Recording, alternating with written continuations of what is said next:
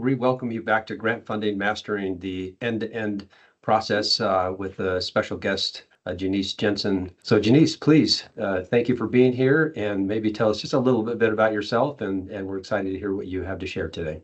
Thank you. Thanks, Mark. And to begin with, I just want to say welcome, everyone. Thank you so much for joining us here today. I'm excited that you're here. I'll just build a little bit on what Mark shared about me. My background includes education, business management. I've kind of had a career focus that's been elsewhere. But I took the intentional pivot into nonprofit work when I was seeking to find work that was meaningful. I wanted to be able to do something that made a difference. So to begin with, I want to engage each of you. If you wouldn't mind, please drop in the chat. As nonprofit leaders, what challenge are you facing right now? Sustainable funding. A unique project sometimes can be difficult to find just the right funder to align with, can't it? Operating support. General operating support is the golden goose egg. Don't we all want it?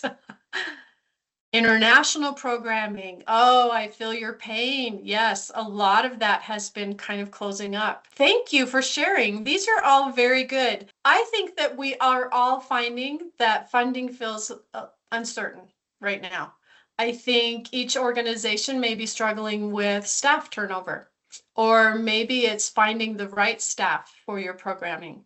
I think that our political and regulatory landscape is just causing a lot of uncertainty, might just plain be scary to many of us.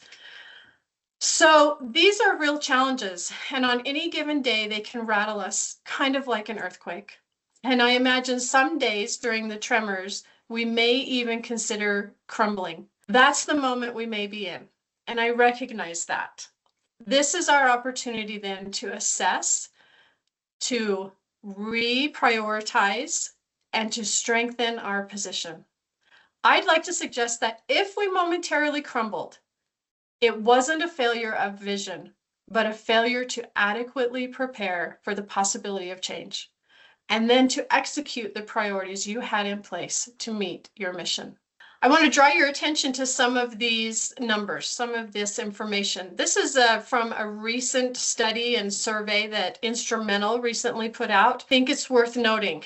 In the nonprofit sector, our missions are rock solid. We know who we serve, we have measurable impact, and we know that the work we are doing is making a difference. But with 85% of our nonprofits feeling the impact of federal funding changes, it can feel like a constant series of tremors. We remain standing. Here we are, right? But what sets the survivors apart from those who crumble?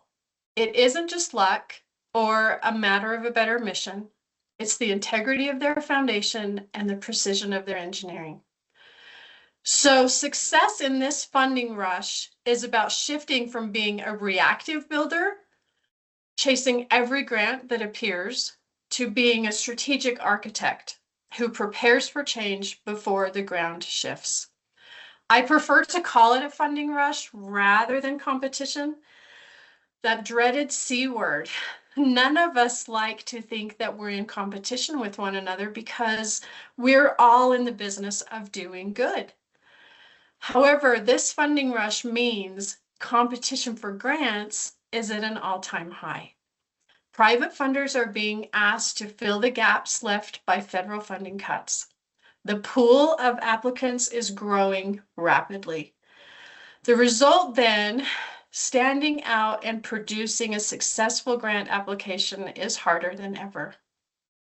As I present the phases of grant funding today, I challenge you to identify one or two things you can do to strengthen your position, to regain your foundation, and to execute your mission and accomplish your funding strategy.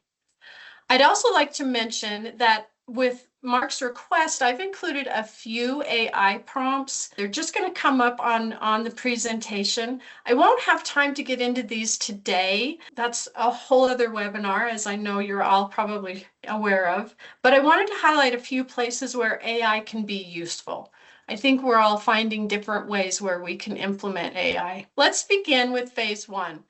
Strategic prospecting requires internal clarity. So our first priority there is to make sure that our organization is truly grant ready. I would offer to you that if your board is not fully engaged and your programs aren't measurable, fix that first. Without that solid foundation in place, even the best written proposals will likely fail to get awarded. Before seeking funding, organizations obviously need to define what they need the funding for. It sounds like from your comments that you know and can readily answer that question. We need funding for X, right? Establish that, establish the timelines for when that funding is needed. You'll hear me mention and talk about the budget a few times today. There's a reason for that.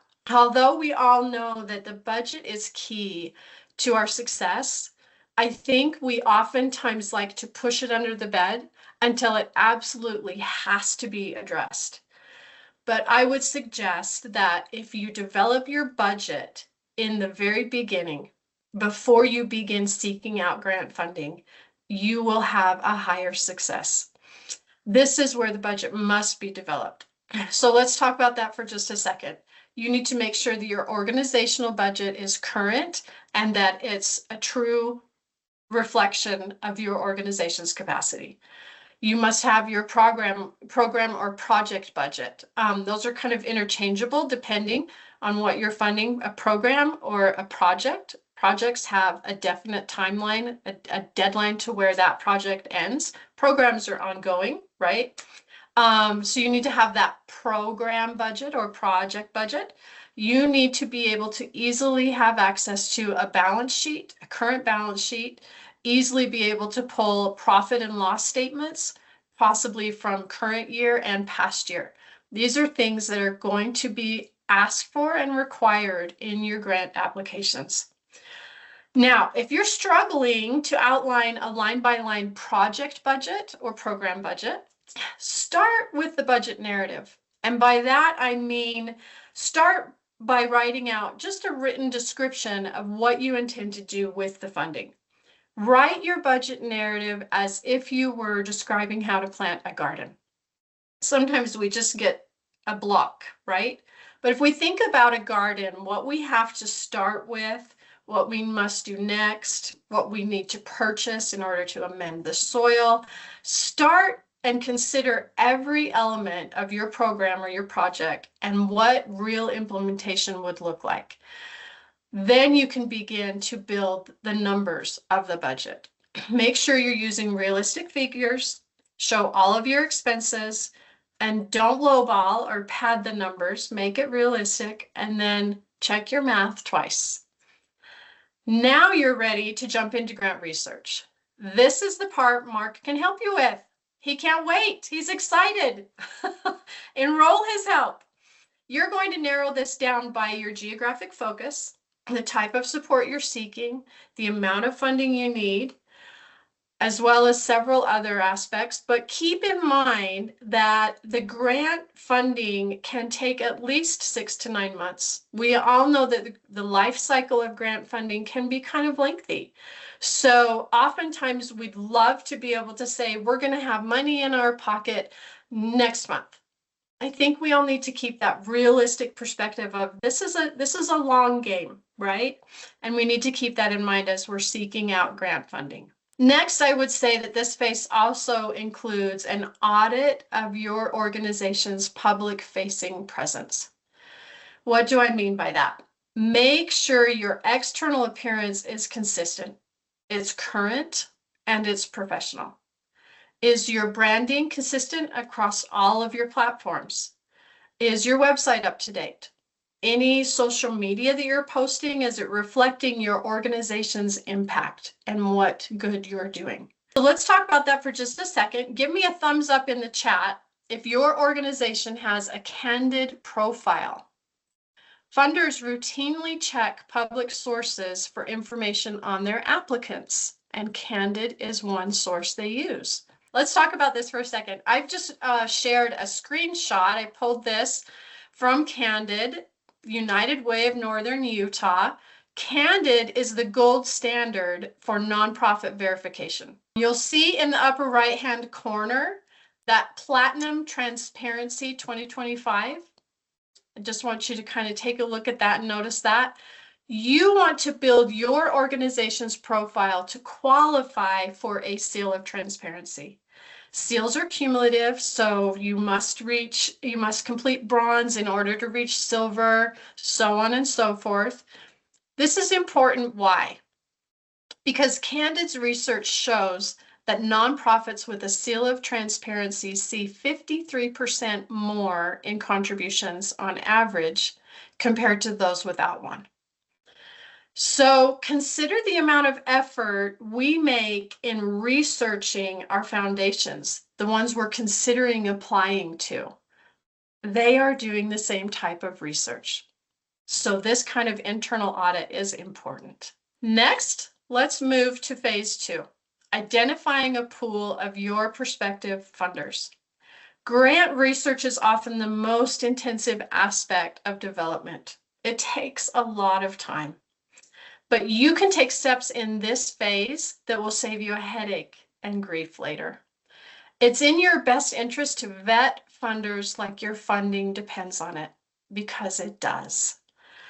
We each have limited capacity. Our energies ought to be directed towards those opportunities that are really the best fit.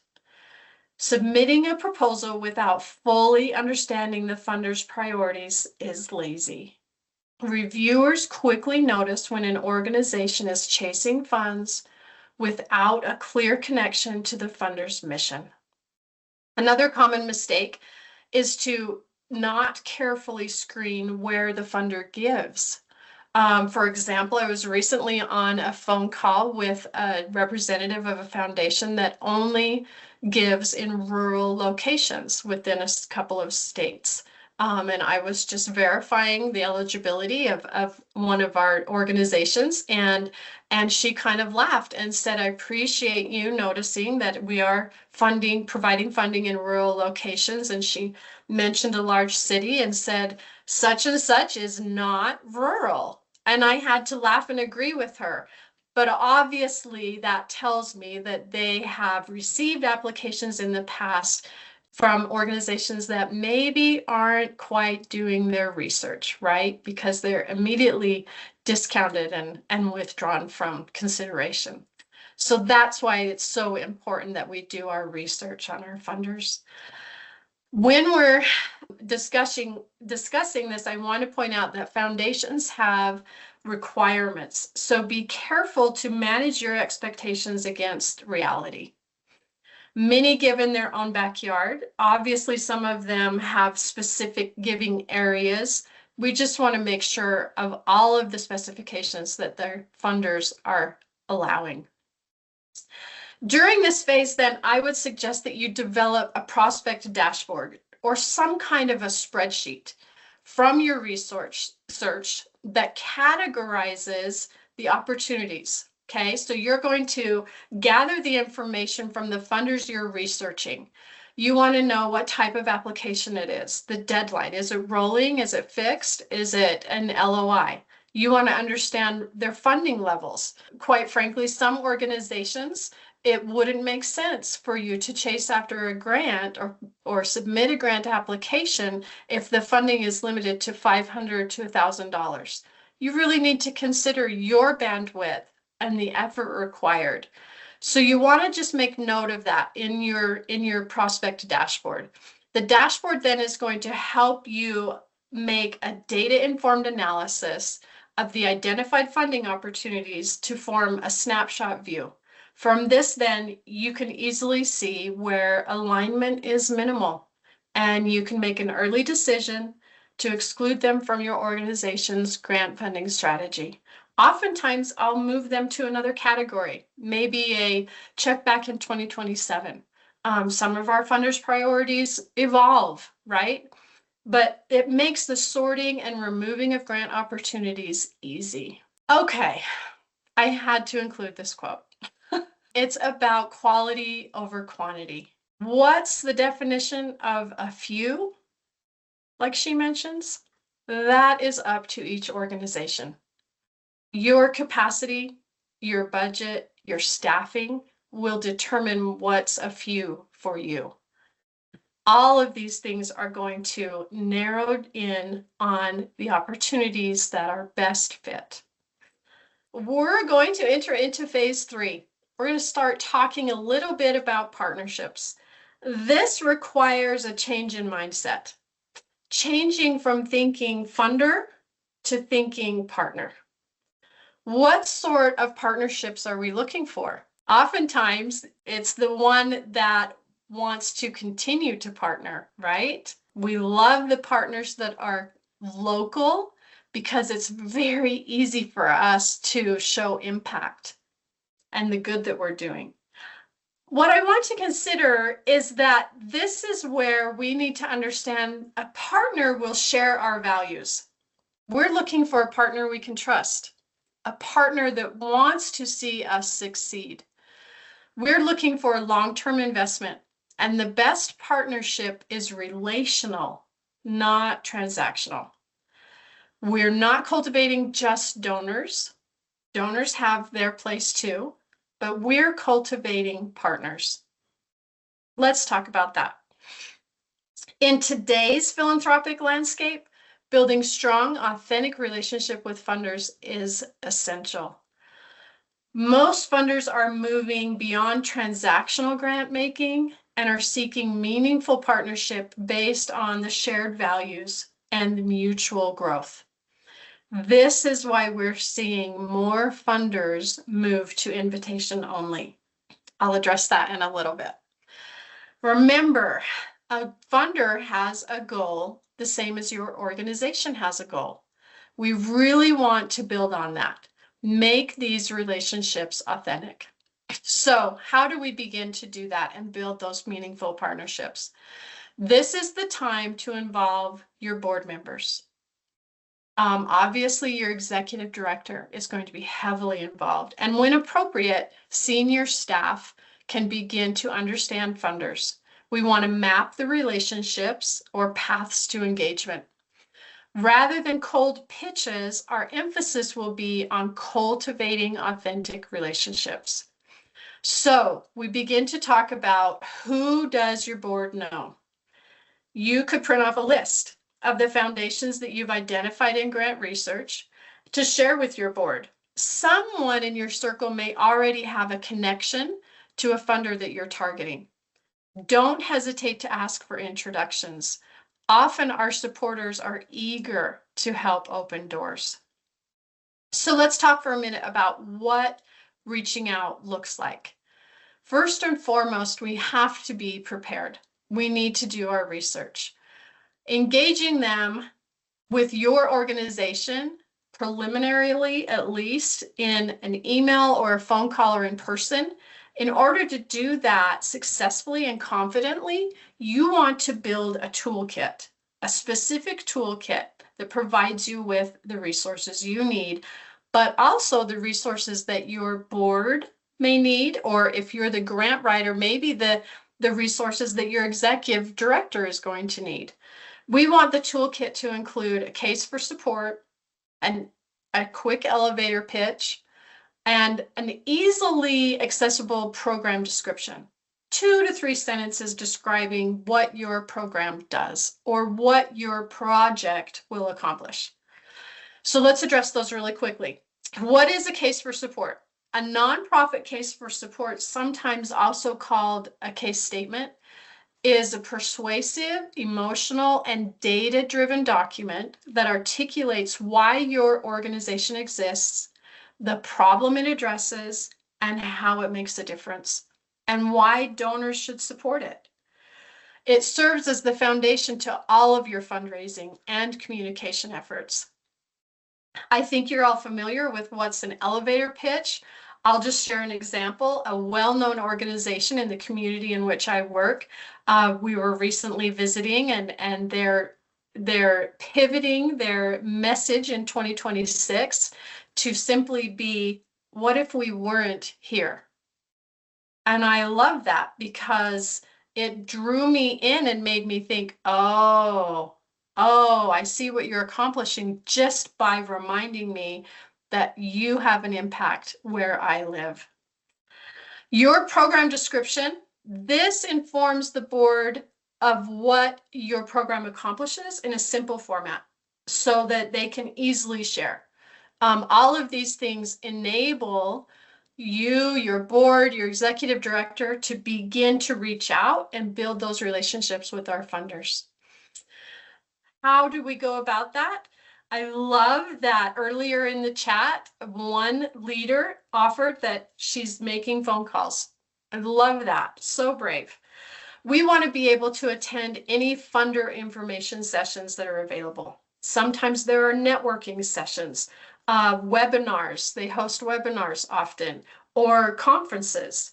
Sometimes regional conferences will often include some of our largest funders. Invite program officers to do a site visit. Not everyone will accept the invitation, but no one will if you don't make the invite. These relationships provide insight into the unwritten expectations and increase the likelihood that your application will receive serious consideration. If you're going to reach out via email to begin to introduce your organization, I would suggest that you reach out not just with an introduction, but with a specific question. Oftentimes it elicits a good response. While increasing the success of your grant application is an incredible benefit, the benefits of stewardship beyond the success of one grant go on and on. Developing those long-term partnerships and networking with other funders can help you create lasting impact. So let's talk about that invite only for a minute. Sadly, today, more and more of our foundations are shifting to that approach. They're familiar with who they have funded in the past, and they will continue to extend an invitation to them. So how do we get our foot in the door? This may take time and more effort than what you're expecting, but persistence pays off. So how would you work toward getting that invitation? Begin by making a demonstrated effort. Do that relationship mapping. Understand who knows who that may also know who. We have a full board. We are inviting them to act as our ambassadors, right? They're helping us to introduce new foundations to the work that we're doing. Share your impact with them. Mail your annual report. Send a handwritten note occasionally with a newsletter.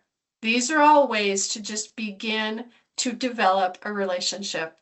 I was in a consulting call with many nonprofit organizations and consultants, and one actually spoke up and said that after 3 years of intentionally reaching out and sharing their impact, they received an invitation to apply.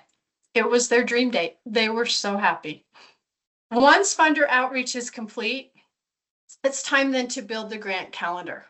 Consider these questions before you begin to build that out. This is just a moment to take and make a reality check, right? What is the real cost of this program? Who's responsible for the post-award reporting, right? Does our organization have the capacity? And what do we expect to happen after this funding ends?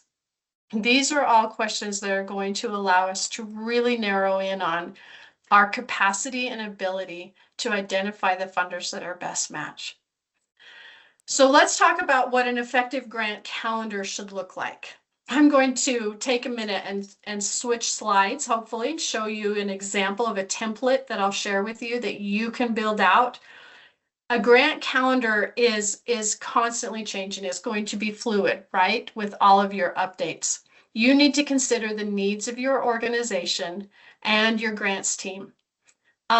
Before we flip out, I would also offer to you, I would really strongly encourage you to utilize a project management tool, such as Asana or Monday.com.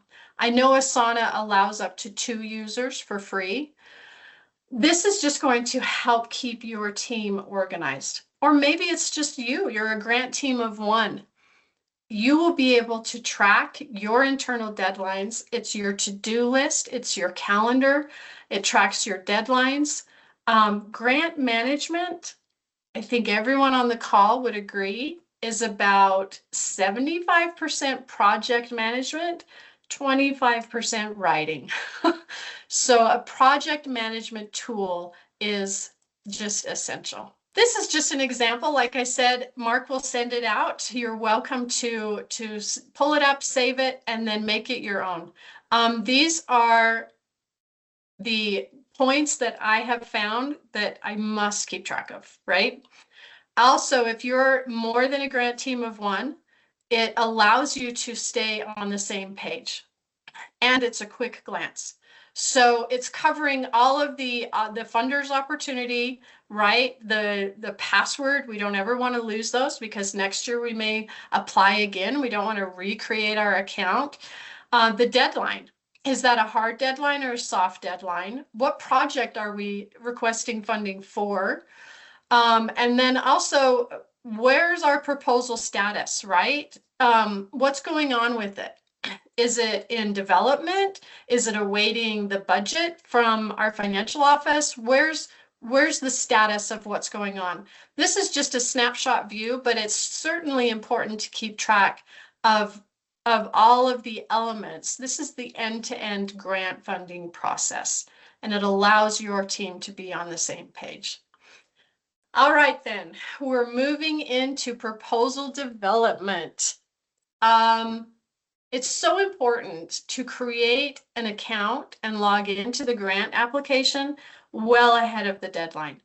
Oftentimes we're waiting for that date when we know the grant application is open. I would encourage you to jump in there just as soon as it's open. Now, what do I do when I jump in there? You want to see exactly what the application is going to look like. While you may be able to sometimes see a list of questions or application components in something like the request for proposals, it might not be all telling. All of the elements may not be included in there.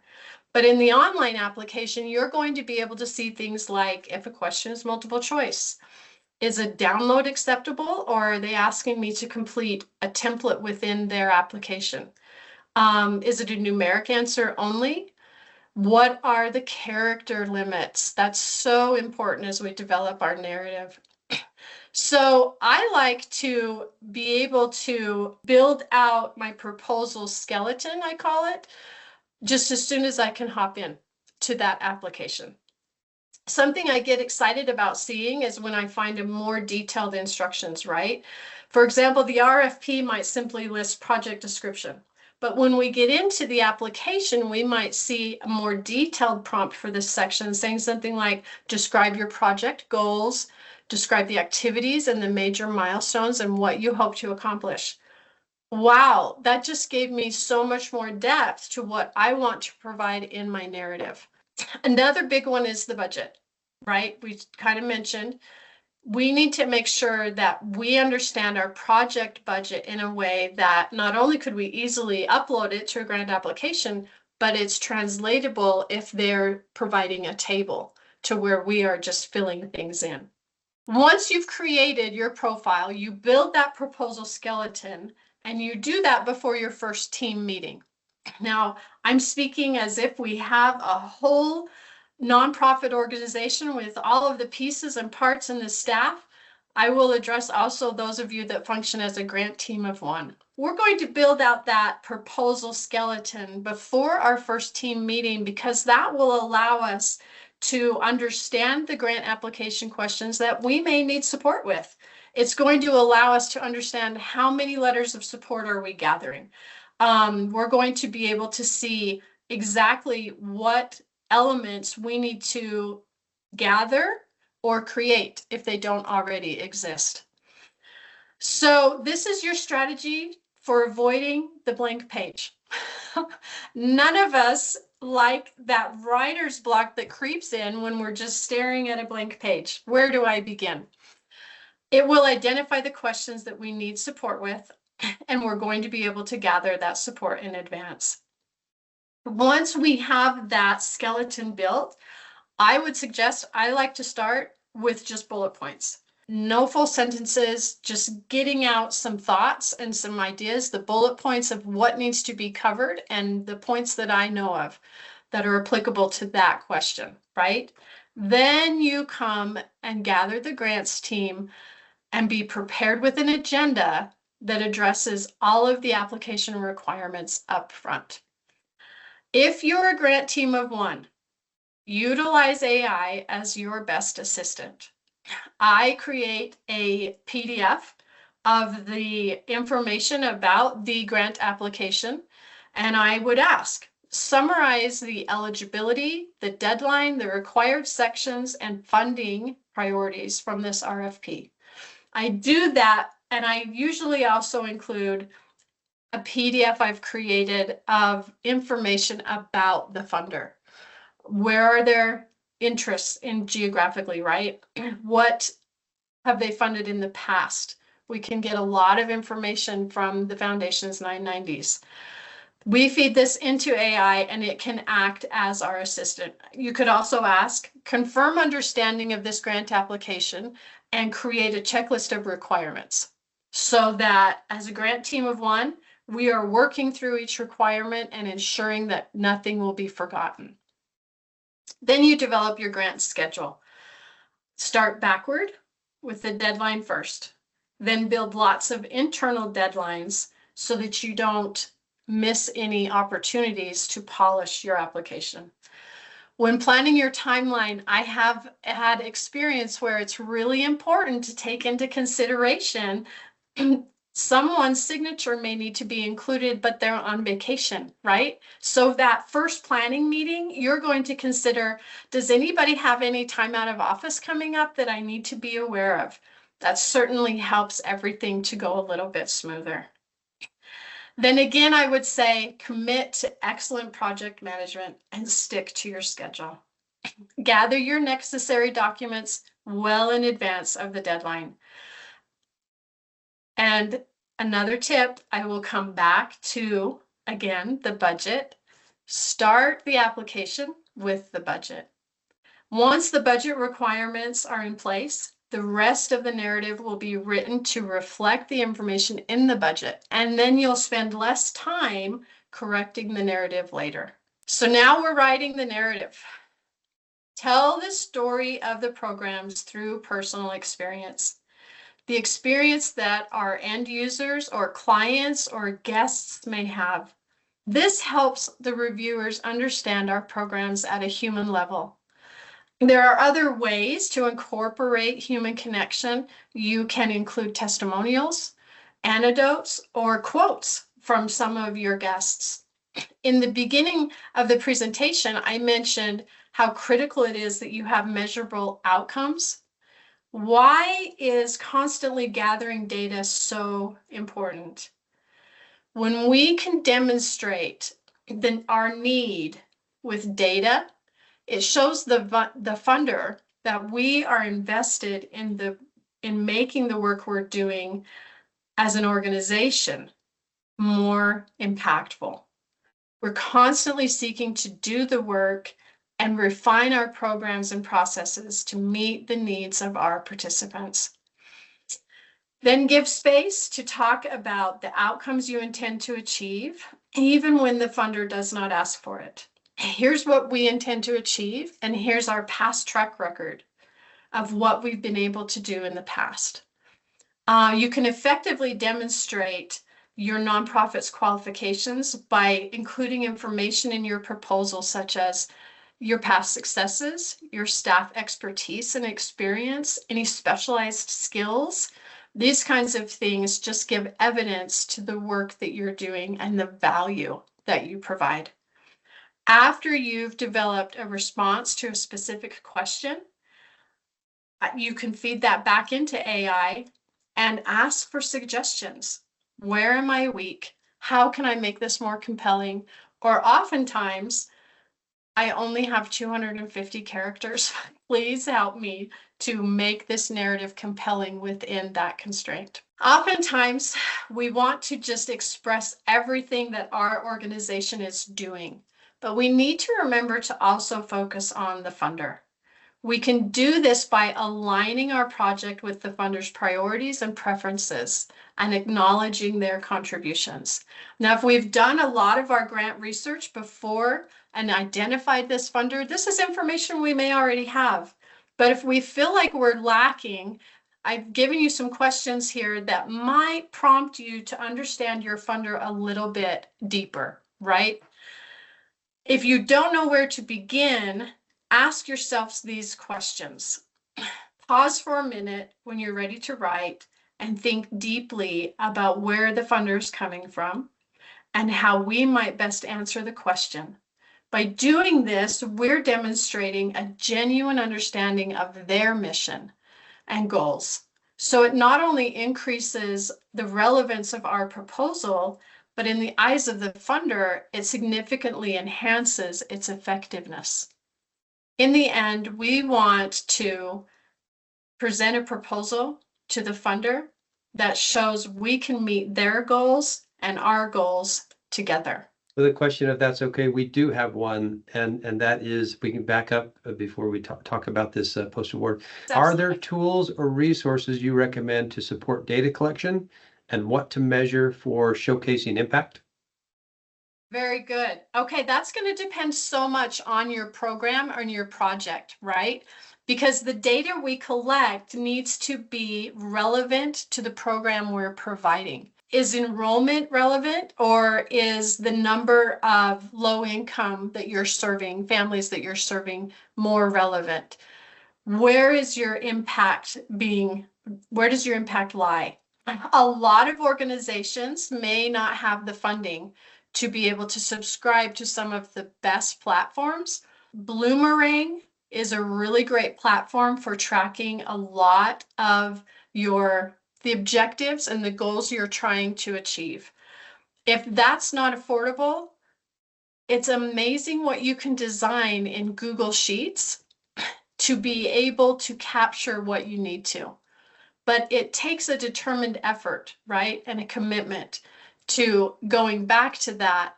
Well, how many did we serve today? How many unique members did we serve today? How many shoes did we provide?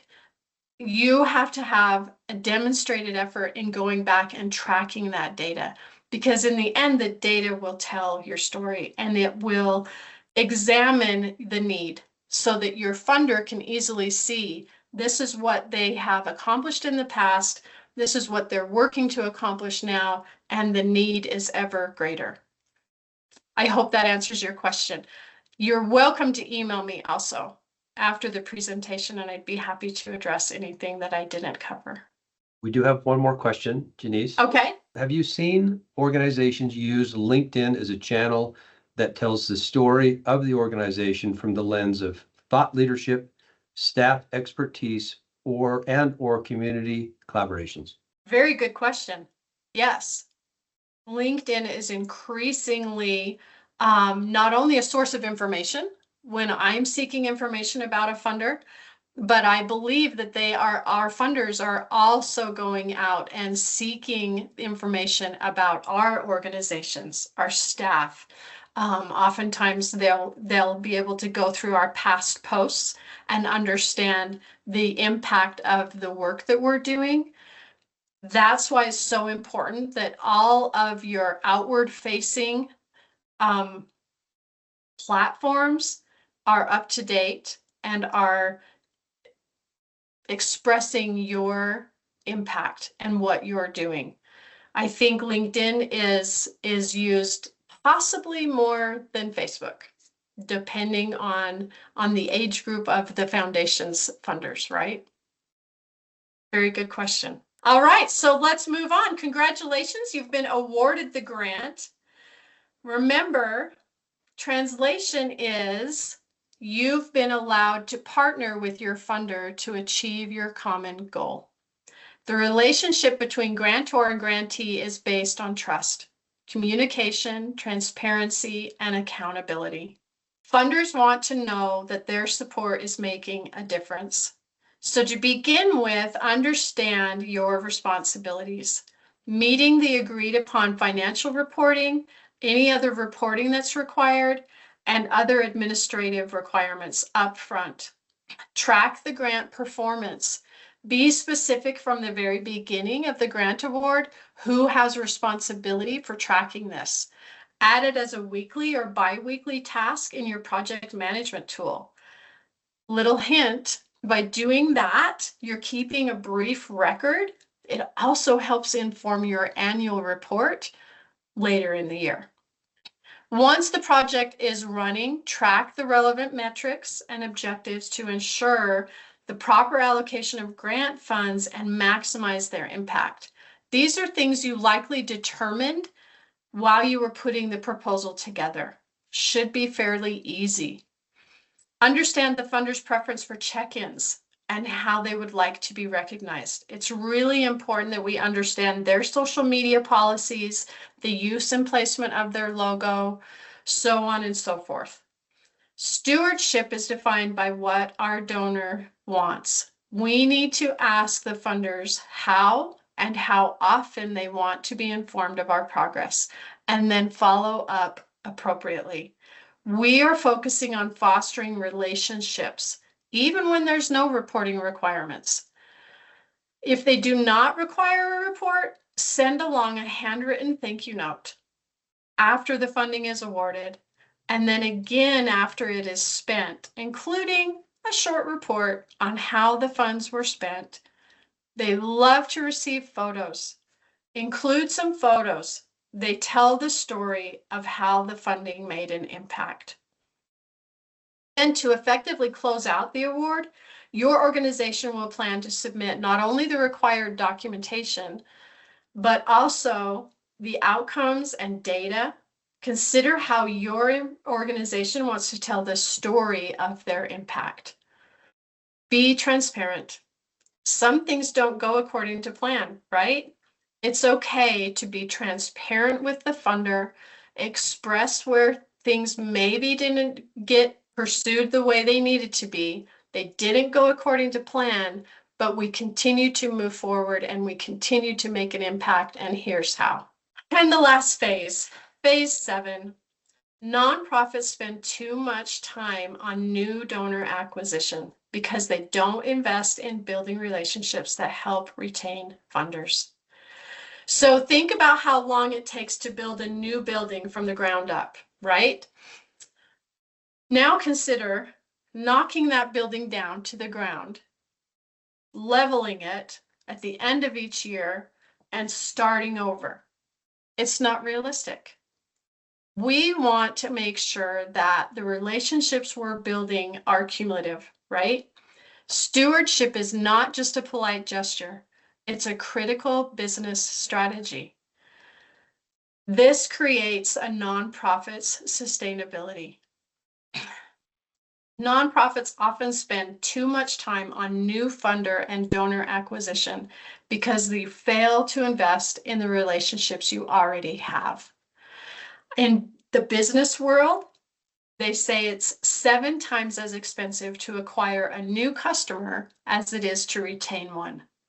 Consider what that means to you and your organization and how you can stewardship the partners you already have. Stewardship is the ongoing relationship with the donor after the gift has been made, and quite possibly after the grant award period ends. We need to think of the process as transformational, one in which the donor is regarded as an investor based on the values that they have and that we share. We must keep people involved with information and reports, especially when we're not asking them for money. Remember, the donors take their news in sound bites. No lengthy letters will be read. No emails that go beyond something brief may not be effective, right? There are 5 ways to consistently communicate that enable donor retention. I've listed several on the slide. Some may also be to consider that a steady communication cadence inspires donors to continue contributing to your nonprofit. Also, it's good to keep top of mind. Our donors and foundations are often flooded with information. A steady cadence keeps us top of mind. This is my information. I'm happy to be a resource. There's my email, my website. Please reach out. I'm happy to answer a question if there's something that you didn't add in the chat but comes up later and you just have a thought. I'm happy to answer that and address that in an email. It's been just absolutely my pleasure to be with you today.